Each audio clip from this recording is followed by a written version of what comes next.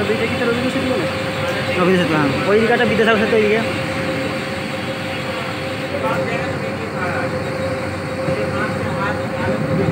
ওটা বিরাট মজবুত আছে, কিছু জিনিস খুলেছে ওখানে মনে হচ্ছে নাটক এটা মেনটেন করে মনে হয় এগুলো।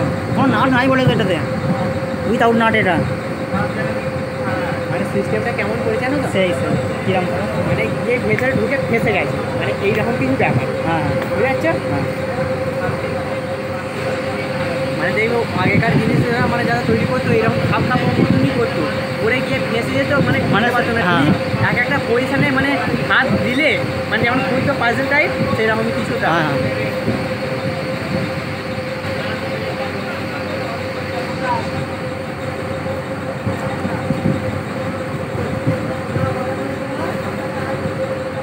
এই ক্যামেরাটা ধরো একটু, আমাকে নেবে ফটোটা।